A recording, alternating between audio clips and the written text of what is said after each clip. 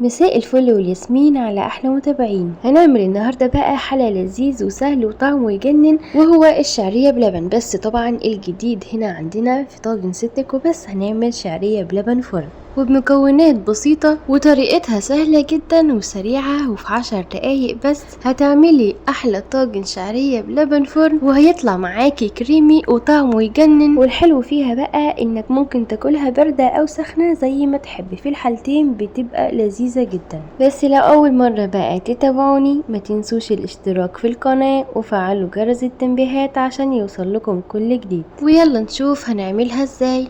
اول حاجه معايا هبدا بيها هي اني احمص الشعريه. هحط بقى معلقه كبيره من الزبده وهنزل على طول بالشعريه، وهبدا كده احمرها مع الزبده لحد ما تاخد اللون الذهبي الفاتح، وطبعا مع التقليب المستمر علشان تاخد لون ذهبي موحد، يعني ما يبقاش حته لونها ذهبي غامق والتانية لونها ذهبي فاتح، عايزينها كلها تبقى لون واحد. اول ما اتحمصت ووصلت للون الدهبي الفاتح نزلت على طول بنص كوبايه من السكر. هقلبه كده مع الشعريه لمده دقيقه كده يبدا يسخن معايا كمان السكر. هتحسوا ان الشعريه بدات تاخد لون اكتر معاكم، وكمان تقليبها مع السكر كده هيديها طعم كرمله خفيف قوي وحلو. واول ما وصلت للون اللي قدامكم دوت نزلت على طول بكوبايتين من الميه وسبتها بقى كده على النار. بدات تغلي، وبعد ما بدات تغلي هديت النار وسبتها بقى تستوي على نار هاديه. ولحد ما تستوي بقى هنجهز مع بعض الكريمه او اللبن اللي احنا هنحطه على الشعريه. عندي هنا كوبايتين من اللبن الحليب، ضفت عليهم باكت صغير من الكريم شانتيه وباكت من الفانيليا ومعلقه كبيره من بودره الكاسترد. لو مش متوفر عندك بودره كاسترد ممكن تستبدليها بمعلقه كبيره من النشا، بس الكاسترد بيدي طعم احلى. واخر حاجه بقى ضفتها هي علبه من القشطه. قلبتهم بقى كلهم على بعض كده على البارد الاول، وبعد ما الشعريه استوت معايا بالشكل اللي انتوا شايفينه ده نزلت بقى على طول بالكريمه اللي احنا حضرناها مع بعض ديت مع التقليب المستمر بقى علشان مش عايزينها تكلكع مننا وتفضل كريمي. زي ما انتوا شايفين بدات تسخن وتغلي زي ما انتوا شايفين اهوت كده، خلاص بقت جاهزه معانا. شايفين بقى قوامها بقى كريمي، وطبعا علشان ضفنا الكاسترد فالقوام بتاع الكريمه بيبقى تقيل شويه زي ما انتوا شايفين اهوت. هي كده جاهزه معانا على الاكل وطعمها بجد لذيذ جدا، يعني ممكن ناكلها كده وتبقى بالطريقه العاديه خالص. بس طبعا احنا لازم نعمل افتكاسه جديده كده، فقررت بقى اني ادخلها الفرن، وبجد نقلت الطعم في حته تانية خالص. وهجيب بقى كده طواجن اللي هي زي بتاعه الرز بلبن اللي انتوا شايفينها دي، احطها كده في الصينيه وهبدا بقى كده اغرف الشعريه في الطواجن بالشكل اللي انتوا شايفينه ده كده لحد ما املاها. يعني بسيب جزء كده من فوق ما بملاهاش للاخر عشان لسه هنضيف قشطه طبعا على الوش، عشان هي دي اللي هتدينا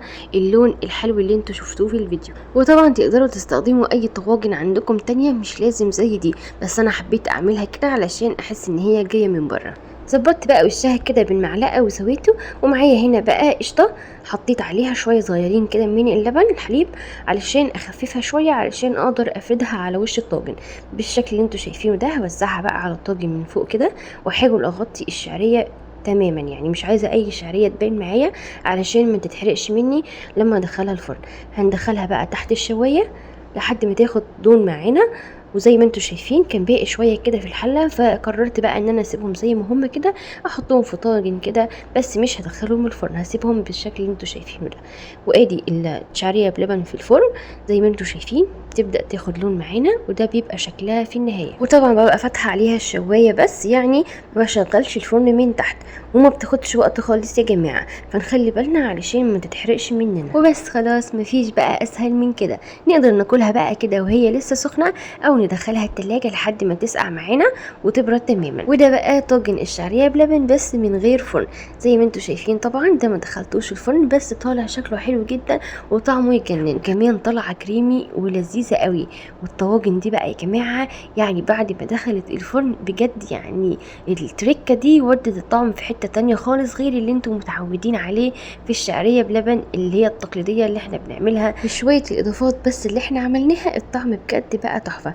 بصوا بقى شوفوا معايا، شايفين القوام بتاعها كريمي جدا مش خفيف ولا اي حاجه. وده طبعا الطاجن اللي كان في الفرن، طبعا احنا لسه ما دخلش تلاجة، لسه برضو كريمي زي ما انتوا شايفين اهوت بجد طعمه لذيذ قوي يا جماعه، وشكله كمان يفتح النفس، وحلو بقى يا جماعه في العزومات واي مناسبات حلوه عندنا، سهل وسريع زي ما انتوا شفتوا، وكمان شكله بيبقى حلو قوي. وتعالوا بقى اوريكم شكله بعد ما دخل التلاجة.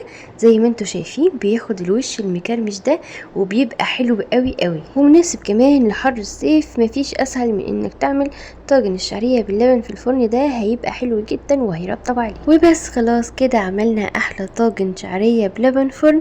جربوه بقى واتمنى يعجبكم. لايك بقى لو عجبكم الفيديو، وما تنسوش الاشتراك في القناه وكتروا الشير، واشوفكم على خير.